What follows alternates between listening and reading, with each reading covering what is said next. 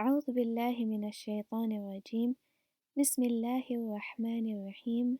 I start in the name of Allah, the most kind and the most merciful. And I start by saying Salamun Alaikum to all of you boys and girls who are listening to today's program. Now today we have a slightly different program because we're remembering the Shahada of Imam Ali alayhi salam. And our Prophet, peace be upon him and his family, told us that he and Imam Ali are the fathers of the Ummah. They're the fathers of all the believing men and women, boys and girls. And today we're remembering somebody who we love just as much as our parents, or even more. But before we come to the story of Imam Ali's martyrdom, I want to start with a different discussion. I want to start with this picture here. You might be wondering, why is there a picture of a cartoon superhero? So let me tell you why. My kids, like you, have been spending a lot of time at home on the computer doing their math and their English and finishing their work. And sometimes I tell them, as I'm sure your parents do too, that that's enough time on the computer. I need you to get some exercise. Let's go take a walk, or go ride your bike.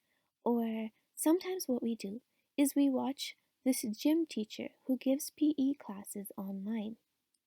And the funny thing is that once in a while he dresses up as a superhero and exercises. And children around the world get so excited and they find it so funny that he dresses up as a superhero and exercises. And it got me thinking, what is it about superheroes that we love so much?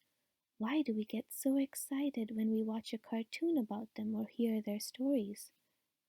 Now, if I were to ask you, what kind of qualities do you think about when you think of a superhero? Maybe you would say some of these, that a superhero has a lot of knowledge or some kind of extraordinary power, maybe the ability to fly or a lot of strength. Superheroes are very brave, and they're always trying to help other people who are in trouble. Sometimes they even do it in secret, where nobody knows that in fact they're a superhero. Is this a bad thing? Is it a bad thing to have a superhero in your life? In fact, Allah created us with a fitra, with an instinct that wants us to have a hero in our life that we look up to. Have you heard of the word fitra? You might have, because we say that our fitra wants us to worship in Allah. It inclines us to believe to belief in a God. It inclines us to want to worship a God. Or another example is beauty. Our fitra inclines us towards beautiful things. There's no one in the world who would choose to live on a garbage dump instead of a beautiful beach. And that's because instinctively we're created in such a way that we love beautiful things and we don't love ugly, smelly things like a garbage dump. So, in the same way, our fitra wants us to have somebody in our life that we can look up to and be inspired by. And Allah, in His kindness, not only created us with this fitra, but also gave us these heroes in our life in the form of the Ahlul Bayt alayhim salam. And from among them, Imam Ali is a wonderful example of a true superhero. I know you know a lot of stories about Imam Ali that you've heard from your teachers or from mosque or from your parents. And if you think about it, in a lot of those stories, Imam Ali has all those characteristics we talked about and so much more. Imam Ali was so brave and courageous. We know that in all the battles, he was the bravest. He was never scared of the enemy. Imam Ali had so much strength at the Battle of Khaybar. He was able to lift the gate which normally 40 people would have to lift together. Imam Ali had knowledge that none of us have. At one time, he told his companions that Allah has taught me the number of ants in the desert and how many of them are male and female. And Imam Ali, of course, spent his entire life helping other people. He spent the first few years of his life helping the Prophet when no one else was willing to help him.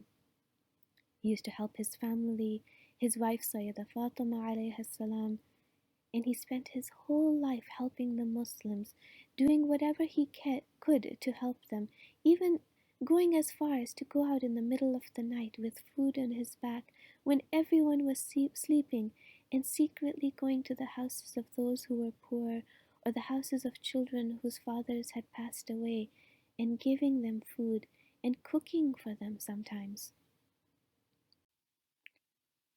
But I have a question for you. Is Imam Ali just like any other hero? So if my teacher asks me, who are your favorite superheroes? I say Superman, Batman, and Imam Ali.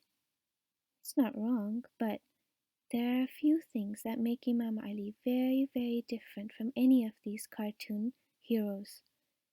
And one of those things is that Imam Ali didn't see any of the qualities that he had, all the knowledge and bravery and strength that he had, as being from himself. He saw that Allah was the one who had given him everything.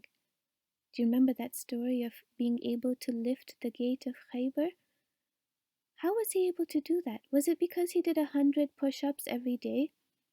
Well, of course, Imam Ali was very strong physically, but he himself says in a tradition that I didn't lift that gate because of my physical strength.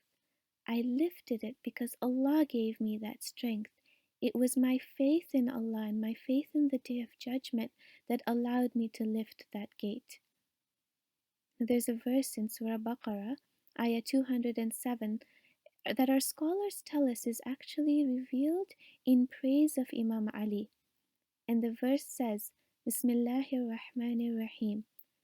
وَمِنَ النَّاسِ مَنْ يَشْرِي نَفْسَهُ ابْتِغَاءَ مَرْضَاتِ اللَّهِ.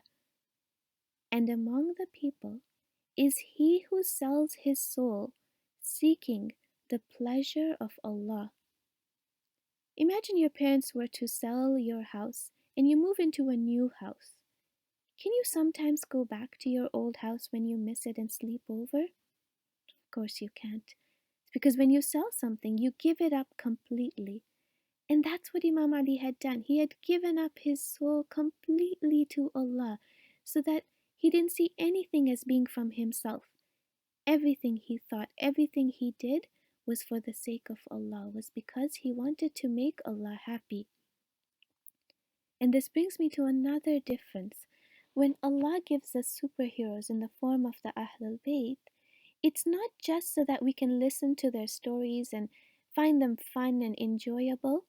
It's because Allah wants us to become like them. He wants us to be inspired and to take lessons from them. And the secret lies in this verse.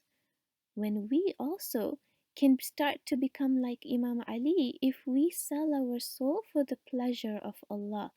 What does that mean? It's hard to remember, but it's not hard to do. It means that we remind ourselves when we're doing things, simple things, that we're doing them to make Allah happy. Some of you might be fasting just now because it's the month of Ramadan, and for a lot of us, the most exciting part of the day is at the end of the day when it's finally Maghrib time and time to eat our date and the food that our parents made us. So just as you're about to do that, you can remind yourself that I'm having this date and this food to make Allah happy because He wants me to eat those things.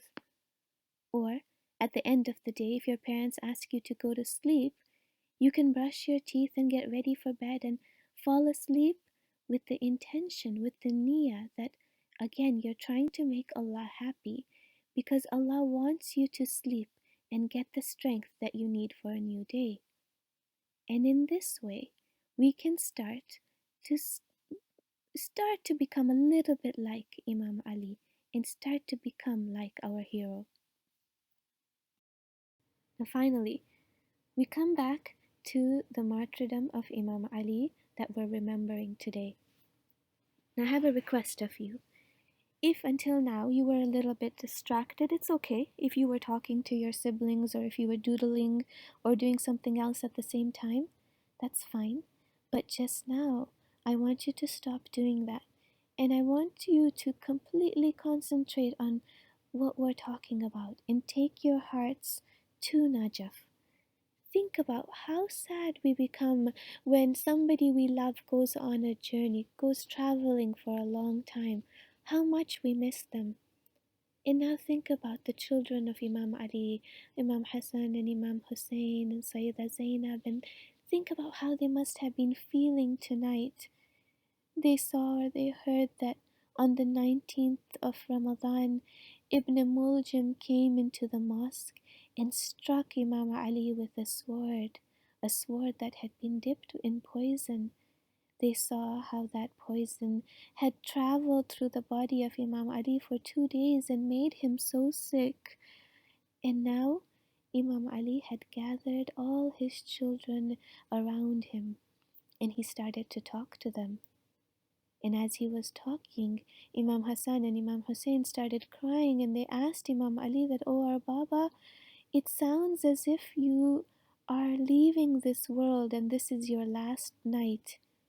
And he told them, "Yes." He said, "3 nights ago, I saw your grandfather Rasulullah in my dream. And I started to complain to him. And I told him that these people who call themselves Muslims, they've troubled me so much and they've given me such a hard time and I'm so tired of them now. And I prayed to Allah to replace them with something better for me. And Rasulullah told me that Allah has answered your dua and in 3 nights He'll take you away from them and bring you to me.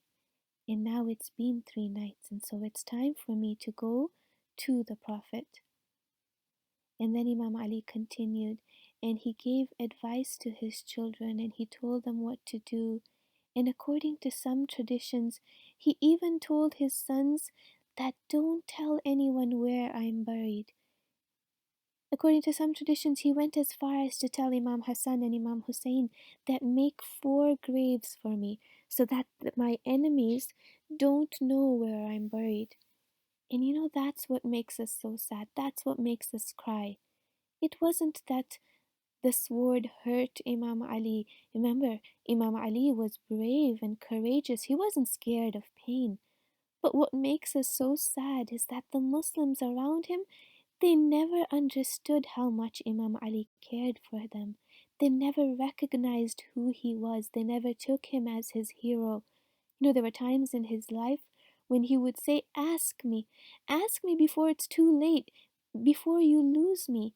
And yet the Muslims never really bothered to ask him anything that was useful. They never took advantage of all the knowledge that Allah had given him. And so that's what makes us so sad, that they never recognized Imam Ali, and they were so jealous of him, and they hated him so much that they even plotted to kill him.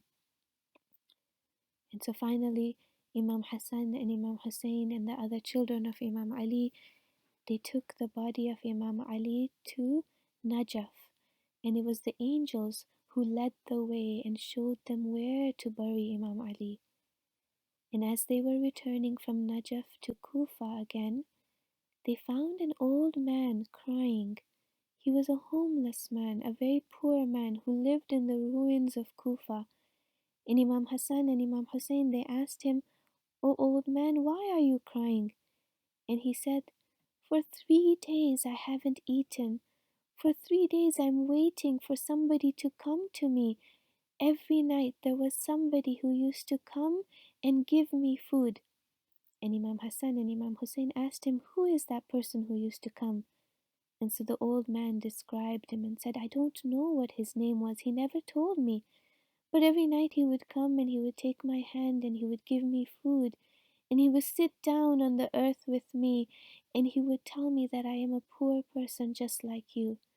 And as he described this person, Imam Hassan and Imam Hussein started crying and they recognized that the person was none other than their father, Imam Ali.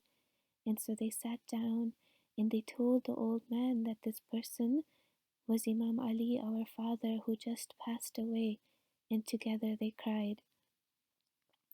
And so, as we end, we pray to Allah to make us recognize the qualities of Imam Ali, to love him, but to not just recognize and love him, but to actually act like him, to act in a way that he would be proud of, and in a way that we can become just a little bit more like him.